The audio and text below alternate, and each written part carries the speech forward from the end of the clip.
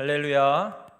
오늘 빌립보서 1장 6절에서 11절까지 말씀을 함께 봤습니다. 오늘 말씀의 제목은 이렇게 정했습니다. 그리스도인의 기쁨이라고 정했습니다. 오늘 읽은 이 빌립보서의 말씀은 사도 바울이 감옥에 갇히지 않은 빌립보 교회 성도들을 향해서 쓴 편지입니다. 이 빌립보서의 말씀을 한마디로 정리하면 빌립보서 4장 4절에 기록하고 있는 대로 주 안에서 항상 기뻐하라 라고 사도 바울은 감옥에 갇혀 있지 않은 빌립보 교회 성도들을 향해 권면하는 말씀이 이 빌립보서 말씀입니다. 우리 모든 성도님들, 오늘 말씀을 통해서 그리스도의 기쁨을 깨달으시고 우리 모두가 주 안에서 항상 기뻐하는 귀한 축복의 삶이 되시길 주님의 이름으로 축원합니다. 오늘 읽진 않았지만 오늘 빌립보서 1장 3절에 보면 사도 바울이 이런 고백을 빌립보 교회 성도들을 향해 합니다. 내가 너희를 생각할 때마다 나의 하나님께 감사하며 기록하고 있습니다. 사도 바울이 무슨 일 때문인지 모르겠지만 빌립보 교회 성도들을 생각만 하면 하나님한테 감사합니다. 그냥 생각만 해도 감사합니다. 도대체 무슨 일이 있었길래 뭐 때문에 그런지 아무튼 하나님께 감사한다라고 사도 바울은 고백합니다. 그 이유에 대해서 5절에 사도 바울은 또 이렇게 이야기합니다. 너희가 첫날부터 이제까지 복음을 위한 일에 참여하고 있기 때문에 내가 너희를 생각할 때, 빌립보 교회 성도들 당신들을 생각할 때마다 하나님 앞에 너무나 감사합니다라고 고백하고 있습니다. 빌립보 교회가 개척이 되고 설립이 되고 성도들이 모이고 예수 그리스도를 믿고 회심하는 자들이 모이기 시작하면서부터, 그리고 지금 바울이 감옥에 갇혀서 이 빌립보 성도들을, 교회 성도들을 향해 편지를 쓰고 있는 지금까지 이들이 복음을 위한 일에 쉬지 않고 끊임없이 참여하고 있기 때문에 사도 바울이 빌립보 교회 성도들을 생각할 때마다 하나님께 감사하다라고 고백하고 있습니다. 이 빌립보 교회가 사도 바울에게는 좀 특별한 교회이기도 합니다. 사도행전 16장에 보면 사도 바울이 2차 전도 여행 때 이 빌립보 성의 성읍에 가서 복음을 전하면서 이 빌립보 교회의 처음 시작 이야기가 기록이 되어 있습니다. 원래 바울의 계획은 비두니아로 가려고 계획을 세우고 이동을 하려고 했지만 성령님께서 그 길을 막으시고 마게도냐에 대한 환상을 하나님이 바울에게 보여주십니다. 그래서 바울이 내가 비두니아로 가는 게 하나님의 뜻이 아니라 마게도냐로 가는 게 하나님의 뜻인가 보구나. 그리고 마게도냐를 향해서, 지역을 향해서 발길을 옮깁니다. 그리고 이 마게도냐 지역에 처음으로 도착한 성읍이 바로 빌립보 성입니다. 이곳에서 바울이 만난 사람이 있습니다. 옷감 장사 루디아를 만납니다. 이 루디아가 바울을 만나서 복음을 듣고 회심을 하고 자신의 집을 모임의 장소로, 예배드리는 장소로, 기도하는 장소로, 말씀을 전하는 장소로 사도 바울에게 내어줍니다. 처음 빌립보 교회 예배 처소가 마련된 사건이기도 합니다. 그렇게 이 빌립보 성읍에서 사도 바울이 복음을 전하고 사역을 감당하는 중에 점치는 한 여종을 만납니다. 귀신 들린 사람이지요. 귀신 들려서 아주 용하게 점을 쳐서 그 여종을 데리고 있는 주인이 이 귀신 들린 소녀 이 여종을 점치게 해서 돈을 어마어마하게 잘 벌고 있었습니다. 그런데 사도 바울이 그 여종을 보고 귀신 들린 여종의 귀신을 내쫓아서 고쳐주게 됩니다. 그래서 이 여종은 더 이상 점을 칠 수가 없습니다. 이 여종의 주인이 화딱질이 났습니다. 내 돈줄을 끊어버려. 그리고 바울과 실라를 고소합니다. 그래서 바울과 실라가 복음을 전하다가 귀신 들린 자의 귀신을 내쫓아줬다고 억울하게 감옥에 갇힙니다. 근데 감옥에 갇혀서 사도 바울과 이 실라가 가만히 있는 게 아니라 밤중에 또 하나님을 향해 찬양합니다. 그때 옥토가 움직이고 옥문이 열리는 역사가 일어납니다.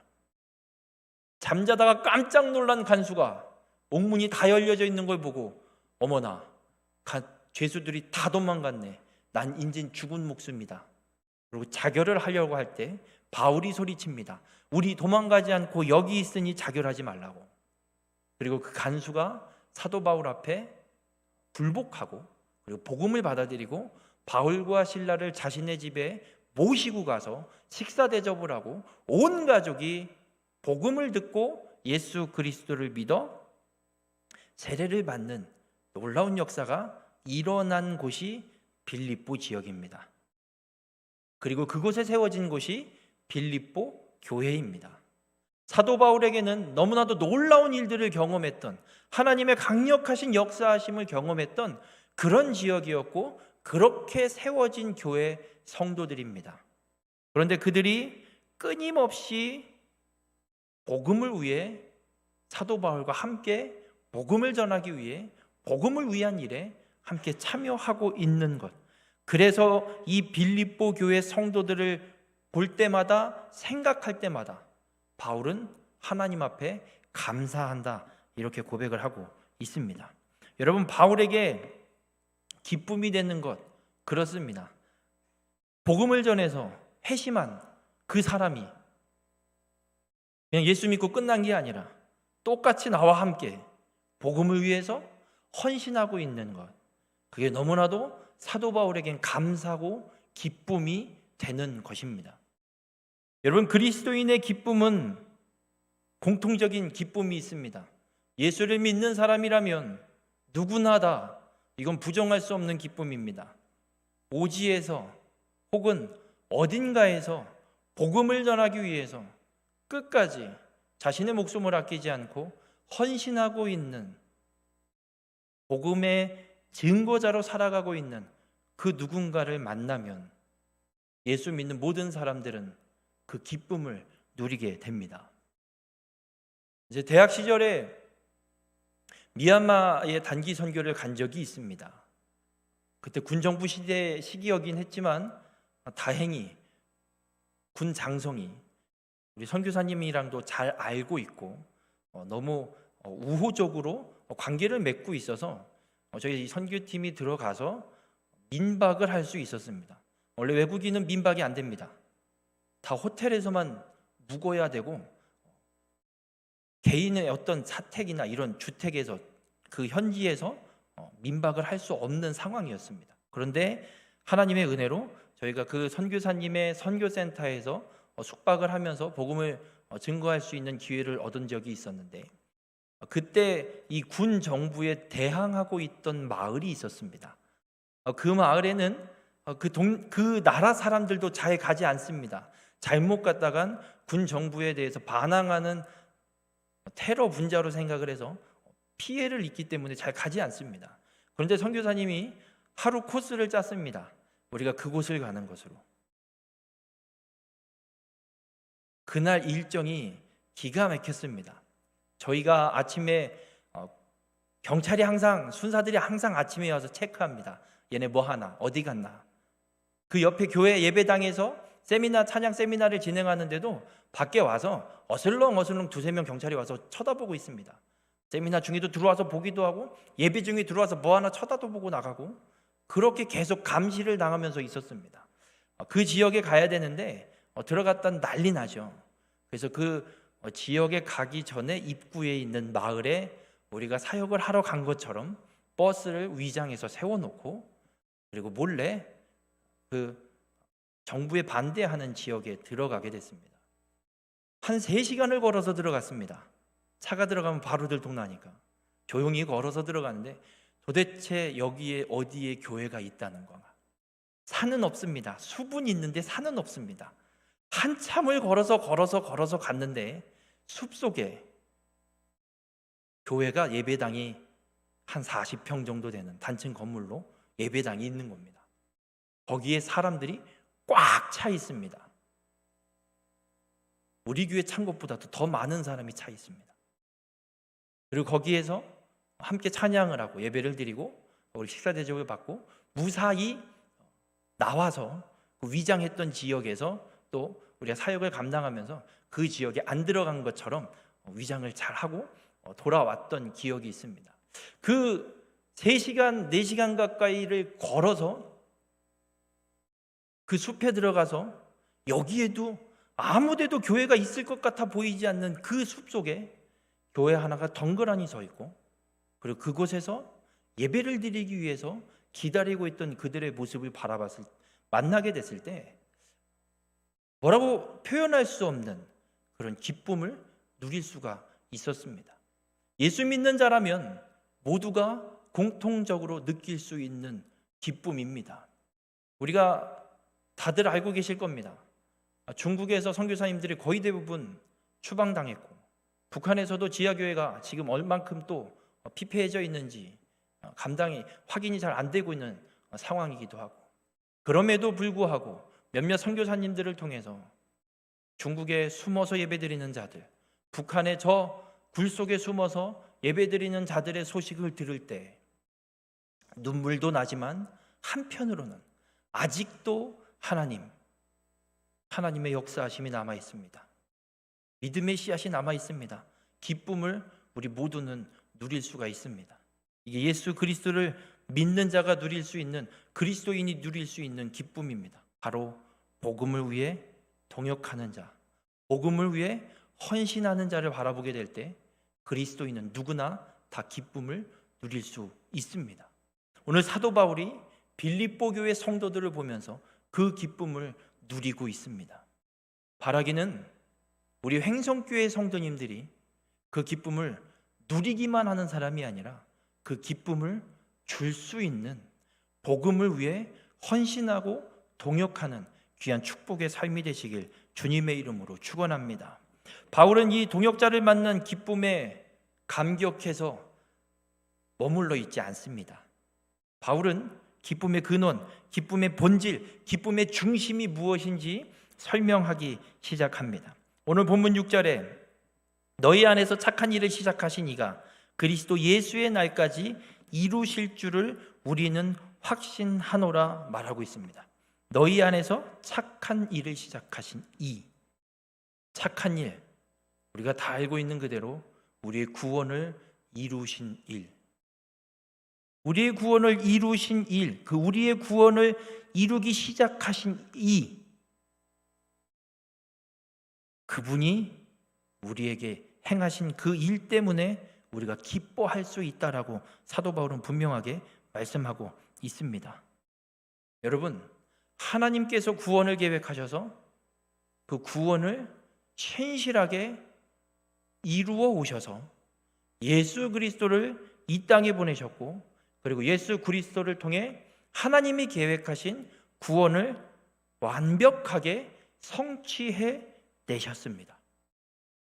그리고 예수 그리스도께서 구원을 성취하신 이후로 끊임없이 예수 그리스도를 믿는 누구에게나 이 구원이 주어지도록, 구원을 받도록 쉬지 않고 하나님은 그 일을 이루어 가고 계심을 사도 바울은 확신하고 있습니다.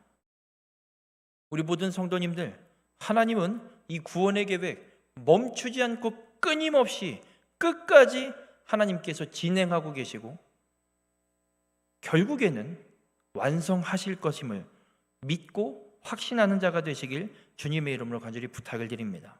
이 확신을 갖고 있는 바울이 빌립보 성도들을 향해서 기도하기 시작합니다. 하나님께서 착한 일을 시작하셔서 그 구원을 시작하셔서 성취하시고 지금 이후로도, 예수 그리스도 이후로도 구원을 이루어 가시는 그 하나님께서 분명하게 구원을 완성하실 그 확신을 갖고 빌립보 교회 성도들을 향해서 기도하는 것이 오늘 본문 9절에 내가 기도하노라 너희 사랑을 지식과 모든 총명으로 점점 더 풍성하게 하사라고 기도하고 있습니다. 말씀에 대한 지식과 말씀을 깨닫는 지혜로 하나님을 향한 사랑이 더 풍성해지도록 사도 바울이 기도하고 있습니다. 왜 하나님의 사랑이 풍성해져야 되느냐? 본문 10절에 너희로 지극히 선한 것을 분별하며 또 진실하여 허물 없이 그리스도의 날까지 이르고 이야기하고 있습니다.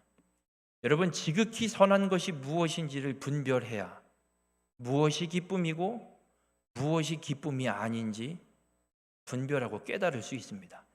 사도 바울은 빌립보 교회 성도들을 향해서 분명하게 기도하고 있습니다.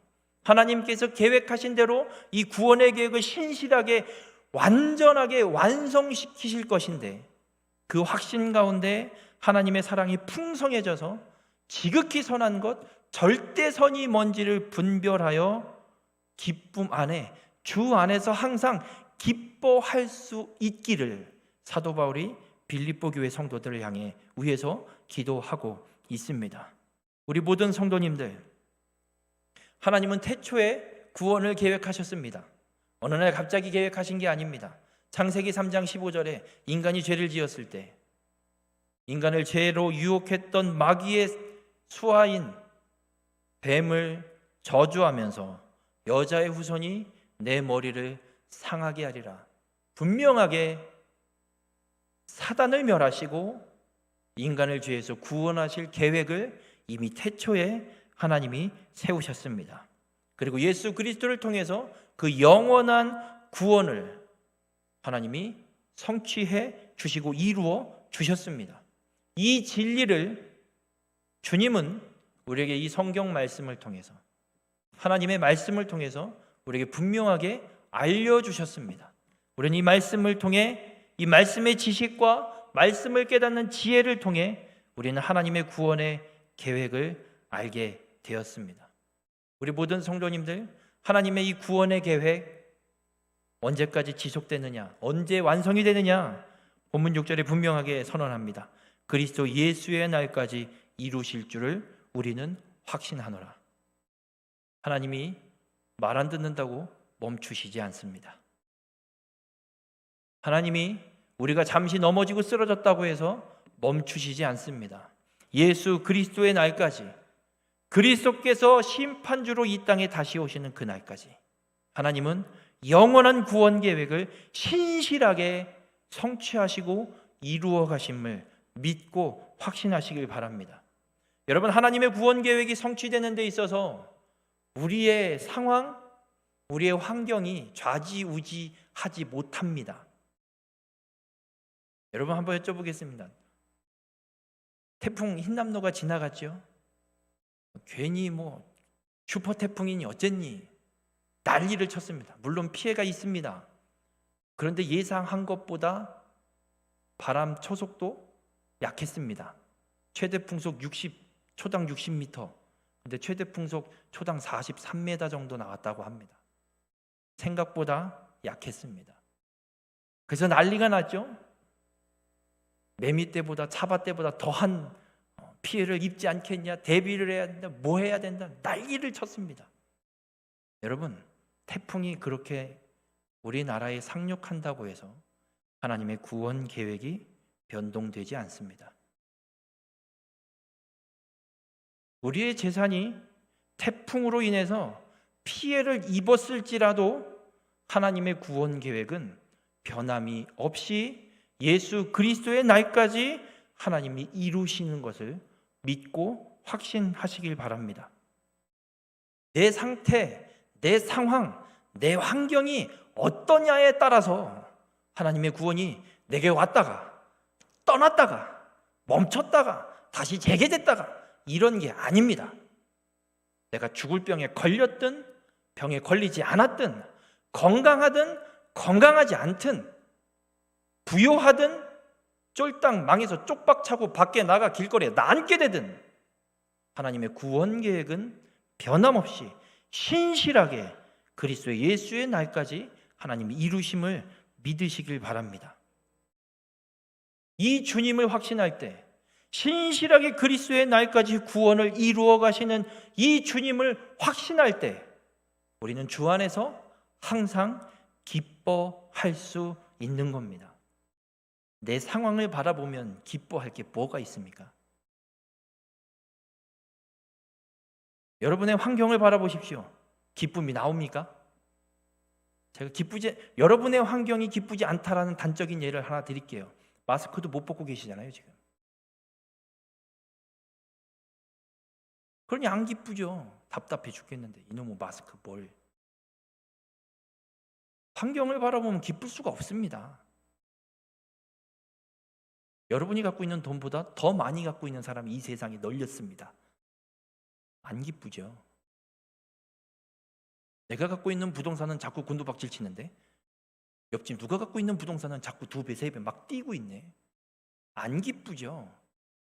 우리의 환경과 상황은 기뻐할 수가 없습니다. 그러나 사도 바울은 우리에게 분명합니다. 하나님을 바라보면 우리는 주 안에서 기뻐할 수 있다고. 신실하게 구원의 계획을 멈추지 않고 신실하게 그 구원의 계획을 그리스도의 예수의 날까지 이루실 분, 그 하나님을 믿고 확신하고 바라보는 자는 주 안에서 기뻐할 수 있다. 항상 기뻐할 수 있다라고 사도 바울은 권면합니다. 여러분, 빌립보서를 사도 바울이 지금 어디서 쓰고 있다고 말씀드렸죠?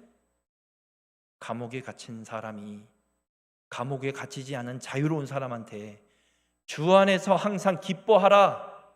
어떻게 기뻐하라? 감옥에 나와서나 이야기를 하지. 어떻게 할 수 있습니까? 바울은 감옥에 갇혀 있어도 하나님을 바라보기 때문에 기쁨의 본질이신, 기쁨의 근원이신 이 주님을 바라보고 있기 때문에 사도 바울은 감옥에 갇혀 있지만 감옥 밖에 자유롭게 살고 있는 성도들을 향해서 주 안에서 항상 기뻐하라라고 선언하고 권면할 수 있는 겁니다. 우리 모든 성도님들 바울처럼 기뻐할 수 있으길 바랍니다. 하나님의 이 약속의 말씀에 있다라는 걸 믿고 말씀 위에 굳건히 서시는 우리 주님의 이름으로 간절히 중심에 그리스도를 모시고 올 때, 그럴 때 어떻게 대처해야 될까? 이야기를 전하게 사도 바울이 말씀을 전하는 일에 더욱 담대한 꼴이 된 거예요. 제가 하고 있어 타운행을 했고요. 아동 교회 할 만한 건 다 한 것 같습니다. 군대를 가 이 목사님이 바뀌셨습니다. 아버지가 그러십니다. 걱정 말고 가 이놈의 자식아. 우리 청년 군대를 갔다가 100일 휴가 만에 100일 휴가를 나와서 안 모이던 청년들이 20명이 모이고 앉아 있고요. 사람이 없는 줄 알았더니 저희 아버지를 비롯한 장로님들과 하시는 권사님들이 나눠서 누구는 주일 아동부 예배, 누구는 낮 예배, 누구는 저녁 예배, 누구는 수요 예배, 누구는 새벽에 차운행을 다 나눠서 차운행을 하고 계시고, 찬양인도는 누가 하실까 했더니 또 지금은 장로님이 되셨는데 박자가 맞든 안 해서 찬양인도를 또 하고 계시고, 내가 없어서 안 하셨구나. 내가 없어지니까 더 많은 사람들이 이 봉사에 헌신했던 거였구나. 여러분, 사도 바울이 그렇습니다. 자신이 성도들이 더 많은 성도, 그런데 이 복음을 감옥에 갇히고 나서 복음을 전하는데 이 복음을 전하는 사람들이 두 부류의 사람이 나타난 거예요. 어떻게 두 부류의 사람이 나타나냐면 빌립보서 1장 15절에 어떤 사람들은 투기와 분쟁으로, 어떤 이들은 착한 뜻으로 그리스도를 전파하니. 투기와 분쟁으로 그리스도를 전파하는 사람들은 이거야. 바울, 넌 감옥에 갇혀 있어서 전도 못하지? 내가 전도 몇 명 하나 봐봐. 내가 너보다 더 많이 할 거야. 이렇게 경쟁적으로 복음을 교회에 데리고 와서 등록시키고 막 전도한 숫자 막 늘리고 이런 마음을 갖고 전도하는 사람이 있고, 또 한 부류는 착한 뜻으로 정말 순수하게 바울 사도가 감옥에 갇혀서 복음이 전파될 일이 나라도 가서 할 수 있는 만큼이라도 해야 되지, 순수한 마음으로 복음을 전하기 시작한 겁니다. 그 기쁨을 잃지 않습니다. 여러분, 한번 여쭤볼게요. 여러분 주변에 누군가가 니보다 내가 더 열심히 한다 이러고 경쟁적으로 신앙생활을 도전해 오면 어떤 마음이 드십니까? 감이 안 오세요? 이렇게 말씀드릴게요. 한 달 전에 정말 교회도 다닌 적 없고 예수 믿지 않고 복음의 전도를 당해서 정말 회심하고 한 달 전에 우리 교회에 있습니다. 그 성도님이 교회 권사님들보다 성가대, 교사, 여러분 어떤 생각부터 드세요? 아마 이러실걸요? 어디 굴러 들어온 돌이 박힌 돌을 빼려고 다 그럴 겁니다. 근데 사도 바울은요, 그런 마음을 갖지 않고 오히려 기뻐해요. 이유가 뭐냐? 빌립보서 1장 18절에 그러면 무엇이냐? 거칠애로 하나, 참으로 하나, 무슨 방도로 하든지 전파되는 것은 그리스도니. 시기심과 경쟁심을 갖고 전도를 하든, 정말 선한 뜻을 갖고 전도를 하든, 어찌됐든 전파되는 건 그리스도, 복음이 전파되기 때문에 나는 기뻐하고 또한 기뻐하리라. 여러분, 바울이 기쁜 이유는 이거예요. 어떻게 전도해도 상관없다는 거예요. 시기심으로 하든 선한 마음으로 하든 복음만 전파된다면 바울은 기쁜 거예요. 다른 게 아니에요. 그리스도만 증거될 수 있다면 어떤 방법이 됐든 상관없다. 내가 감옥에 갇히든 내가 죽게 되든 상관없다. 그리스도만 전파된다면. 여러분, 우리는 문제가 오면 문제가 중심에 차지하기 때문에 기쁨을 빼앗기는 거죠. 아까 말씀드렸던 한 달 된 성도가 굴러 들어온 돌이 박힌 돌을 빼려고 그래? 이 문제가 우리의 중심에 들어와 버리니 기쁨을 빼앗기는 거죠. 아니, 예수 그리스도를 믿어 그렇게 열심히 신앙의 삶을 살아가겠다고 도전하고 열심히 하는 그 모습이, 그 하나님의 성령의 역사하심이 감사하고 기뻐해야 되는데 우린 그렇지 못한 이유는 문제가 내 중심에 있기 때문에 그렇습니다. 우리 모든 성도님들, 신실하게 구원을 이루어 가시는 하나님을 믿고 그리스도의 날까지 그 일을 이루실 그 하나님을 확신하는 자가 되시길 바랍니다. 그리스도만을 중심에 모시고 흔들리지 않는 자가 되시길 바랍니다. 그러면 주 안에서 항상 기뻐하는 삶을 살게 된다라고 사도 바울은 우리에게 분명하게 선언하고 있습니다. 여러분, 예수님께서 죽음과 부활에 대해서 제자들에게 몇 번에 걸쳐서 이야기를 하십니다. 똑같은 얘기를 몇 번을 하시죠. 제자들의 그 말씀을 들을 때마다 잘 못 알아들어요. 특별히 요한복음 13장부터 17장까지 예수님의 고별 설교와도 같은 마가의 다락방의 그 다락방 강화라고 일명 이야기하는 고별 설교, 예수님의 제자들을 향한 고별 설교가 기록이 되어 있는데, 그때도 예수님이 이야기를 합니다. 내가 너희를 위하여 거처를 준비하러 먼저 가노라. 어딜 가시는 거예요, 예수님? 우리도 데리고 가요. 니네는 지금 못 따라와? 내가 어디를 가는지 니네 이미 다 알고 있어? 알긴 뭘 알아요? 이거 뭐 똑바로 알려주셔야지 알지요. 이런 상황에 예수님이 어쨌든 떠난다고 하시니까 제자들이 갑자기 멘붕이 왔어요. 3년 동안 함께 하시던 스승님이 사라지는 거예요. 우리가 따라갈 수 없대요. 나중에 때가 되면 온대요. 오래요. 예수님, 아니 스승님이 지금 없어지면 우리 보고 지금 어떻게 하라고요? 그때 예수님께서 그 두려워하며 근심하고 있는 제자들을 향해서 이렇게 요한복음 16장 22절에 말씀합니다. 지금은 너희가 근심하나 내가 다시 너희를 보리니 너희 마음이 기쁠 것이요 너희 기쁨을 빼앗을 자가 없으리라. 예수님이 말씀하신 이 구원의 성취는 예수님이 죽어야만 가능한 겁니다. 죽지 않으면 구원의 성취가 이루어지지 않습니다. 그리고 죽음으로 끝나는 것이 아니라 부활까지. 죽음 없인 부활도 없습니다. 예수님의 십자가의 죽음, 그리고 그 부활, 그리고 예수님이 부활하고 나서 끝나는 것이 아니라 하나님 보좌 우편으로 승천하셔서 우리를 들이실 거처를 예비하고 계시고, 그리스도의 날이 되면 예수님이 이 땅에 오셔서 우리를 주님이 계신 그 준비하신 그 거처로 들이신다라고, 인도하신다라고 주님은 우리에게 분명하게 말씀하고 있습니다. 여러분, 이 구원의 진리의 이 말씀, 이 구원의 은혜, 이 구원의 기쁨 누구도 못 뺐습니다. 암도 못 뺐습니다. 부도도 못 뺐습니다. 시기심, 질투심도 못 뺐습니다. 그 어떠한 것도 우리 구원의 기쁨 빼앗을 수 없습니다. 주님이 하신 말씀입니다. 예수 그리스도를 믿어 구원받은 이 구원의 기쁨, 그리스도인이 갖게 되는 이 기쁨, 어떤 것도 빼앗을 수 없습니다.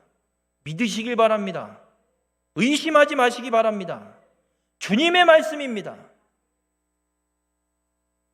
우리 모든 성도님들, 주 안에서 항상 기뻐하는 삶을 살 수 있는 길 하나밖에 없습니다. 주님의 말씀을 믿는 것. 하나님의 이 영원하신 구원의 계획 안에 있음을 확신하고 어떤 것도 구원의 기쁨을 빼앗을 수 없다라는 걸 믿고, 이 기쁨의 근원, 구원의 근원, 구원을 성취하신 예수 그리스도만을 우리의 중심에 항상 모시고 살아갈 때 우리는 주 안에서 항상 기뻐할 수 있습니다. 그러면 문제가 와도 기뻐할 수 있습니다. 암 진단을 받아도 놀랄 수는 있죠. 당황할 수 있어요. 그러나 그리스도가 내 중심에 계시면 구원의 기쁨은 변하지 않습니다.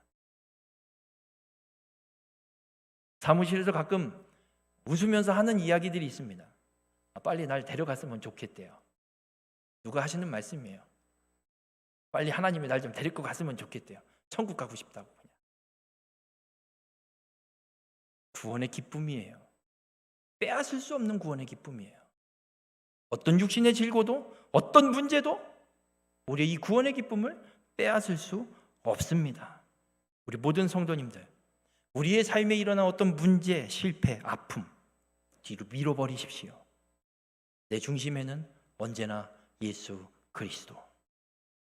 뭐 여쭤볼게요. 로또 1등 당첨됐다고 해볼게요. 그 로또 1등 당첨된 복권을 이 안주머니에 고이 간직하고 계시면 어떠실 것 같으세요?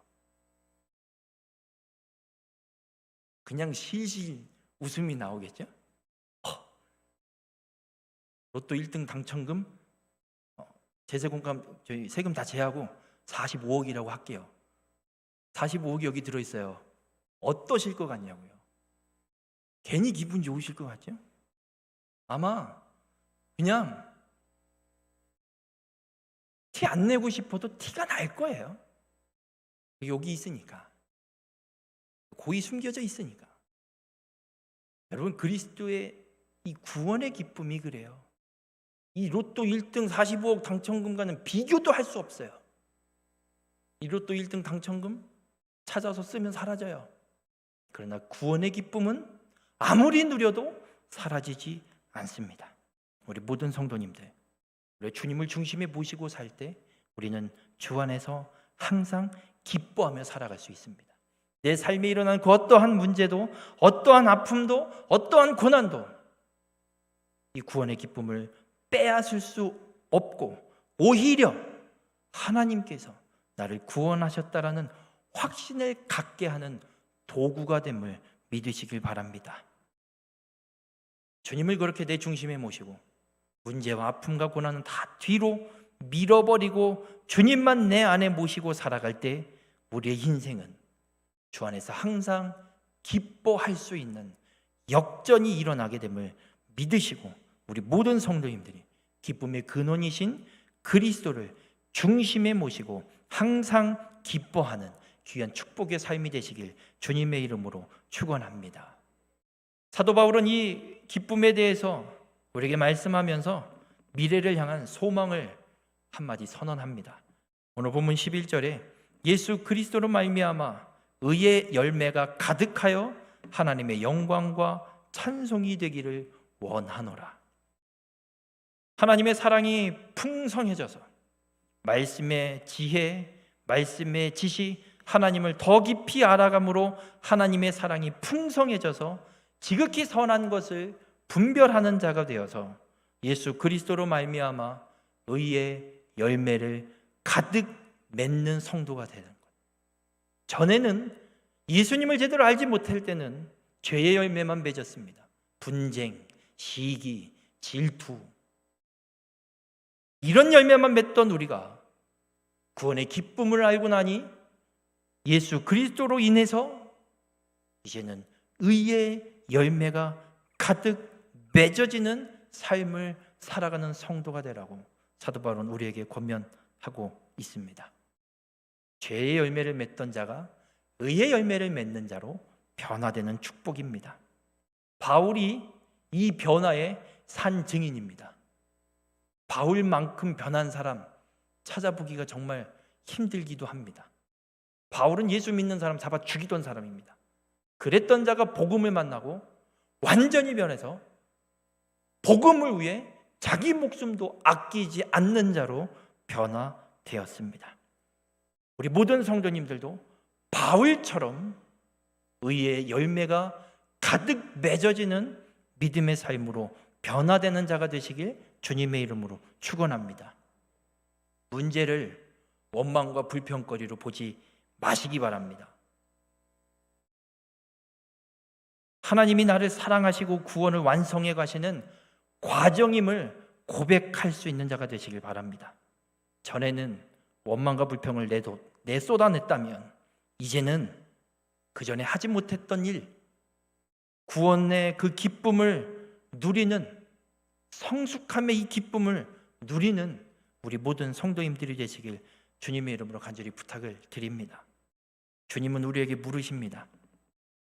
하나님을 사랑하는 것이 너의 최고의 기쁨이 될 수 없겠느냐? 하나님을 사랑하는 것, 이것이 여러분의 최고의 기쁨이 되시길 바랍니다.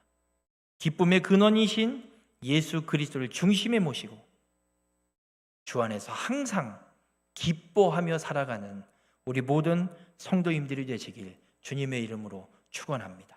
기도하겠습니다. 사랑의 주님, 오늘 주님의 말씀을 통해 그리스도의 기쁨을 깨닫게 하여 주시니 감사를 드립니다. 주 안에서 항상 기뻐하라. 주님의 이 말씀이 우리의 심령에 분명한 확신을 갖고 그리스도만을 나의 중심에 모시고 살아감으로 주 안에서 항상 기뻐하는 귀한 축복의 삶이 되게 인도하여 주시옵소서. 어떤 문제와 역경과 고난과 아픔이 우리 앞에 놓이게 될지라도 우리를 구원하신 하나님의 과정임을 깨닫게 하셔서 누구도 빼앗지 못하는 구원의 기쁨을 누리며 살아가는 우리 모두가 될 수 있도록 주님 함께하여 주시옵소서. 세상에 수많은 기쁨이 있습니다. 자녀의 기쁨, 건강의 기쁨, 나의 사업의 기쁨, 나의 삶의 터전의 기쁨, 수많은 기쁨이 있지만 이제부터는 내 인생의 최고의 기쁨은 하나님을 사랑하는 기쁨임을 고백하오니 이 믿음, 이 기쁨, 이 우리의 결단이 변하지 않는 귀한 축복의 삶이 될 수 있도록 주님 함께하여 주시옵소서. 그래서 우리의 삶이 주 안에서 항상 기뻐하는 삶을 통해 이 땅 가운데 하나님의 거룩한 구원의 역사를 온전히 성취해가는 귀한 축복의 삶이 되도록 함께하여 주시옵소서. 이 모든 말씀 예수님의 이름으로 기도드렸습니다. 아멘.